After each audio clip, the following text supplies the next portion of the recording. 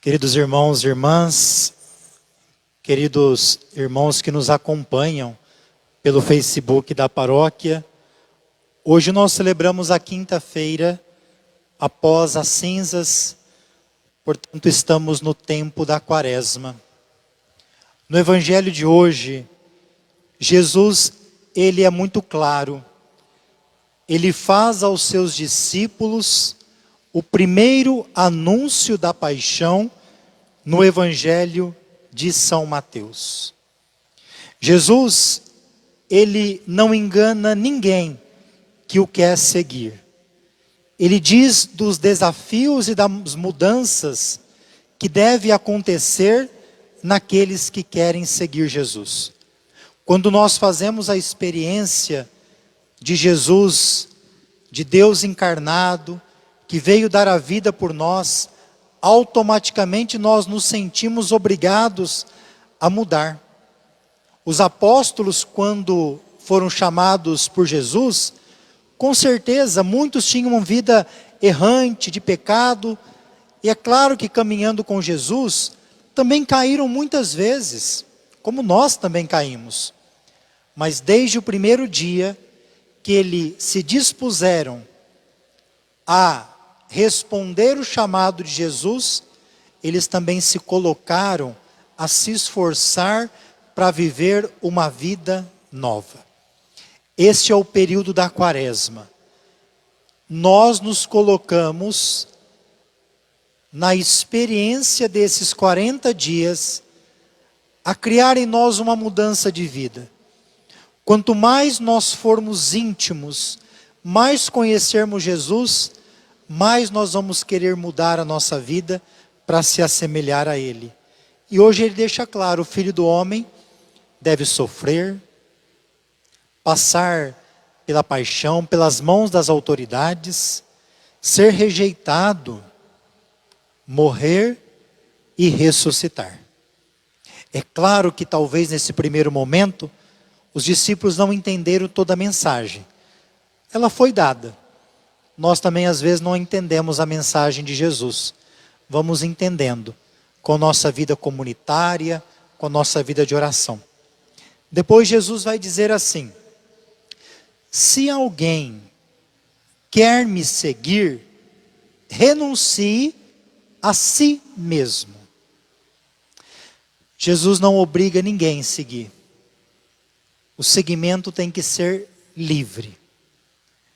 Mesmo assim, quando nós somos batizados, ou quando nós seguimos Jesus, não existe outro caminho a não ser o de segui-lo. Deste modo, eu acabo me tornando obrigado a segui-lo, pela experiência que eu faço. Quem segue, então renuncia a si mesmo. O que é renunciar a si mesmo? A minha vida agora, a partir da experiência de Jesus, ela tem Ele como prioridade. As outras coisas, a minha vida, você que é casado, vai continuar vivendo com a responsabilidade, trabalhando, mas tendo Jesus como prioridade. E ele vai dizer ainda assim: para seguir, nós temos que renunciar. Não dá para seguir de qualquer forma, de qualquer jeito. O tempo da Quaresma é onde eu me esforço para mudar não simplesmente os outros, mas para mudar os passos do seguimento de Jesus, me colocar no caminho.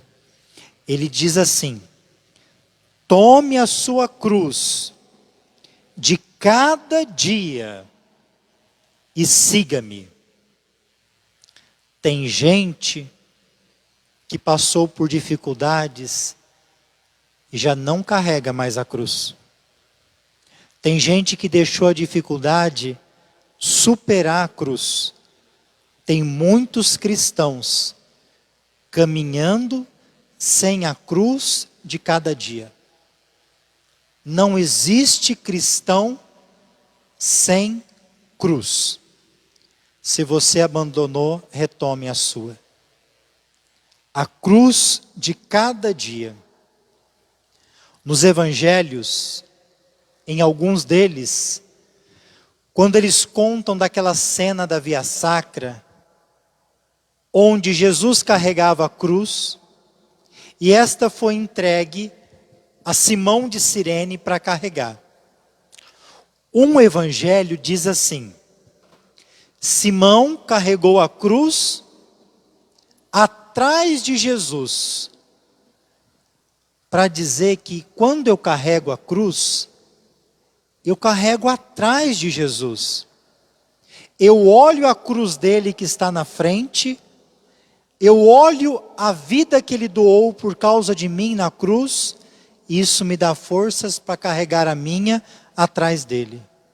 O outro evangelho diz assim: Simão carregou a cruz de Jesus. A cruz não é nossa. A cruz por excelência é dele. Por isso que eu carrego a cruz do dia a dia, na vida deste mundo, a cruz que ele abraçou. Eu vou exagerar um pouquinho e você não leve ao pé da letra essa explicação. Tem muita gente que não vai entrar no céu, porque tem muita gente que está chegando no céu, e chega lá, chega com um pacote de cruz. E o céu tem uma porta no formato da cruz que eu carrego, a minha.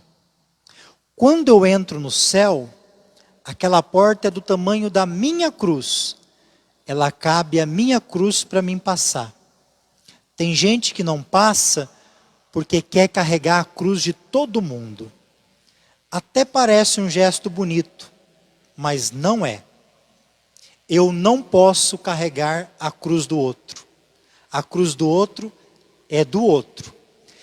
Eu posso dizer para o outro, ajudar o outro que eu amo: meu irmão, teu caminho está errado, o caminho é esse. Você precisa mudar. Eu posso ajudar, eu posso orientar, mas se eu carrego a dele, ele nem vai ter cruz para chegar no céu. E tem gente que pega a cruz do marido, da esposa, do filho, do amigo, da mãe, e chega no céu com um monte de cruz. Não tem como entrar, porque no céu não cabe excesso. No céu eu entro com a minha cruz. O tempo da quaresma é um tempo que você deve experimentar a sua cruz na cruz de Jesus. E ele termina o evangelho dizendo assim: quem quiser salvar a sua vida, vai perdê-la. São jogos de palavra. Para salvar a vida, deve perder a vida. Os mártires salvaram a sua vida perdendo. Nós vivemos num mundo que ninguém gosta de perder, que ninguém gosta de ser passado para trás. Jesus foi aquele que perdeu, se abaixou. Os mártires salvaram a sua vida não renunciando a Jesus. Perderam a vida pela espada, nas arenas dos leões, por flechadas e apedrejados e de tantas formas, mas nem essas dificuldades os fizeram mudar o caminho. Jesus era autêntico nas vidas deles. Salvaram a vida se doando. Quem perder a sua vida por causa de mim, vai salvá-la. Essa é a experiência que eu e você tenho que encontrar no tempo da quaresma. A experiência de cada dia ir perdendo. E perdendo os vícios. E perdendo a ignorância, a arrogância. E perdendo a prepotência. E perdendo a falta de caridade sendo caridoso. Perdendo as minhas impaciências e ganhando paciência. Desse modo nós iremos salvar a vida nossa. Iremos ajudar o irmão a salvar a dele também. Porque uma vida vivida autenticamente contagia a vida dos outros. Não queira mudar de uma vez. Mudar de uma vez e mudar totalmente deve ser um desejo do coração. Mas nós temos muitas dificuldades humanas. Mude um dia de cada vez, mas mude. Não queira mudar de uma vez porque você não dá conta. Deus tem paciência com você. O tempo da quaresma é o tempo de experimentar a paciência de Deus. Só que não é permitido aqui caminhar quem não quer mudar. Quem é preguiçoso para mudar, quem não tem coragem para mudar, fica muito difícil de caminhar. Mude um dia cada coisa. Deixe um vício, deixe um pecado, e quando você vê, você já vai estar caminhando com tantas forças, que as portas da salvação estará cada dia mais aberta para cada um de nós. Ele termina dizendo: o que adianta para cada um de nós ganhar o mundo inteiro, ter todos os bens materiais, se nós perdermos o céu? A quaresma deve dar sentido à nossa vida. Eu gostaria de um breve momento, poder explicar um pouquinho o cartaz da campanha da fraternidade, que nós abrimos a celebração ontem, na quarta-feira de cinzas. O cartaz esse ano, a campanha da fraternidade já tem muitos anos, desde a década de 60, nós começamos a campanha. Primeiro, a campanha da fraternidade surgiu em Natal, no Rio Grande do Norte. 3 comunidades se uniram para viver uma caridade em favor dos necessitados e criar uma campanha ali naquela diocese. No ano seguinte, já se espalhou pela diocese, no outro, para mais dioceses, até que a CNBB assume a campanha de forma nacional. A cada 5 anos, a igreja tem feito uma experiência, a partir do ano 2000, de realizar uma campanha ecumênica com as igrejas cristãs. As outras denominações religiosas, nós não usamos o termo ecumenismo, mas sim diálogo religioso. Não é o caso da campanha. O ecumenismo são com igrejas cristãs que seguem a Cristo. Esse ano a campanha é ecumênica, a cada 5 anos. Portanto, esta é a 5ª campanha ecumênica. O tema deste ano é fraternidade e diálogo. Fraternidade e diálogo é um compromisso de amor. Quem se coloca a dialogar no mundo que não escuta mais ninguém, só pode estar realizando um compromisso de amor. O diálogo ecumênico, infelizmente, nos últimos anos, caiu muito. O lema é um texto bíblico, da carta de Paulo aos Efésios, capítulo 2, versículo 14a. Diz assim: Cristo é a nossa paz. Do que era dividido, ele fez uma unidade. Olha que bonito. Nós sermos pessoas do diálogo para unir o que está dividido. Vamos pensar um pouquinho. Dentro das nossas famílias, não vou dizer apenas no ecumenismo, dentro das nossas casas, dentro das nossas escolas, onde muitos de vocês trabalham, tem pessoas de diversas religiões. A nossa família não tem mais só católico. Se a gente continuar brigando, como que a gente vai querer um mundo que converse, que dialogue? Muitas questões hoje de violência só aumenta porque nós não temos diálogo.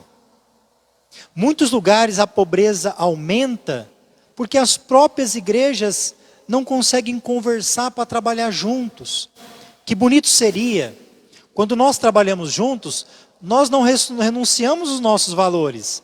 Nós encontramos coisas que são comuns, unimos forças e lá vamos levar, através do diálogo, a unidade que Jesus quer, a paz.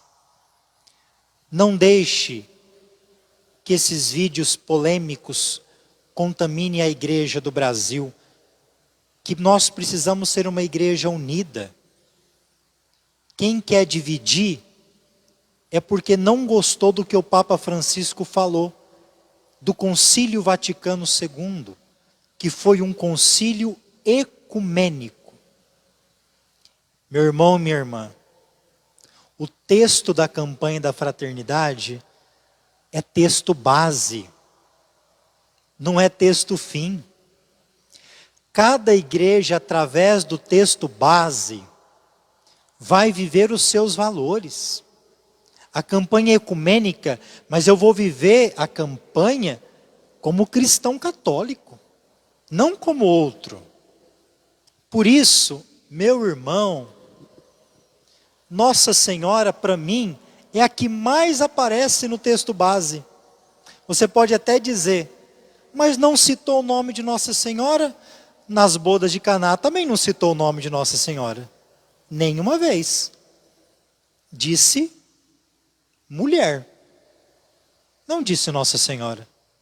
Mas nós entendemos que é Nossa Senhora.